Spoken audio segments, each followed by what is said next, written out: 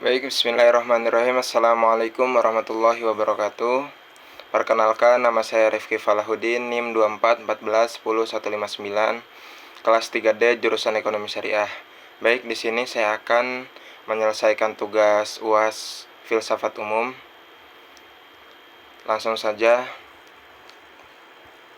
Materi yang pertama yang saya akan jelaskan yaitu perbedaan sifat kebenaran ilmu, filsafat, dan agama. Kebenaran dalam ilmu pengetahuan bersifat empiris, objektif, dan tentatif, artinya keberadaan ilmiah diperoleh melalui pengamatan, eksperimen, dan metode ilmiah yang dapat diuji ulang serta terbuka untuk dikoreksi jika ditemukan bukti baru. Oleh karena itu, kebenaran ilmu tidak bersifat mutlak, melainkan berkembang seiring kemajuan pengetahuan dan teknologi. Ilmu bertujuan menjelaskan fenomena alam dan sosial secara rasional dan sistematis. Sementara itu, kebenaran dalam filsafat bersifat rasional, reflektif, dan spekulatif, kritis. Filsafat tidak selalu tergantung pada data empiris, melainkan data penalaran logis yang mendalam untuk mencari hakikat, makna, dan dasar dari suatu realitas. Kebenaran filsafat bersifat argumentatif sehingga dapat diperdebatkan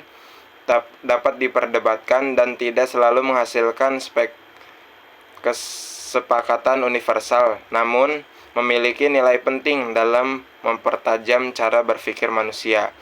Adapun kebenaran dalam agama bersifat absolut, normatif, dan transcendental. Kebenaran agama bersumber dari wahyu Tuhan yang diyakini kebenaran oleh pemeluknya tanpa memerlukan pembuktian empiris. Oleh karena itu, kebenaran agama tidak berubah oleh ruang dan waktu serta menjadi pedoman hidup yang mengatur hubungan manusia dengan Tuhan, sesama manusia, dan alam semesta. Selanjutnya itu hubungan ontologi, epistemologi, dan aksiologi dalam melandasi pengetahuan yang komprehensif. Ontologi, epistemologi, dan aksiologi merupakan tiga pilar utama dalam filsafat ilmu yang saling berkaitan dan tidak dapat dipisahkan dalam membangun pengetahuan yang komprehensif. Ontologi membahas tentang hakikat, realitas, atau apa yang menjadi objek kajian suatu ilmu. Pertanyaan ontologis berkaitan dengan apa yang ada, apa yang dapat diketahui, dan bagaimana sifat kebenaran tersebut. Selanjutnya yaitu epistemologi. Epistemologi membahas tentang bagaimana pengetahuan diperoleh, sumber-sumber pengetahuan, serta metode yang digunakan untuk mencapai kebenaran. Epistemologi menjawab pertanyaan mengenai cara manusia mengetahui realitas yang telah ditentukan secara ontologis, baik melalui rasio, pengalaman, intuisi, maupun wahyu. Sementara aksiologi membahas tentang nilai dan kegunaan pengetahuan, termasuk dimensi etika dan moral dalam penerapan ilmu. Aksiologi menjawab pertanyaan untuk apa pengetahuan digunakan dan bagaimana dampaknya bagi kehidupan manusia. Dengan demikian, hubungan ketiganya membentuk satu kesatuan.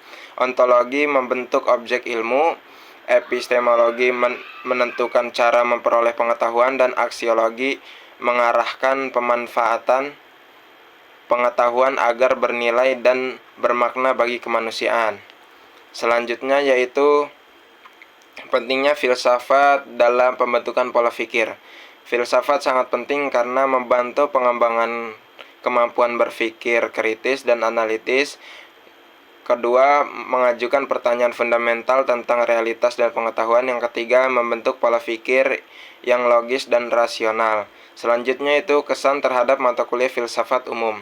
Kesan saya terhadap mata kuliah filsafat umum adalah mata kuliah ini bersifat menantang sekaligus mencerahkan. Meskipun pada awalnya terasa abstrak dan sulit dipahami, filsafat justru membuka wawasan baru tentang cara berpikir dan memahami realitas secara lebih mendalam. Mata kuliah ini tidak hanya memberikan pengetahuan tetapi juga melatih kepekaan intelektual dan moral. Mungkin hanya itu yang bisa saya sampaikan, kurang lebihnya mohon maaf. Akhir kalam, wassalamualaikum warahmatullahi wabarakatuh.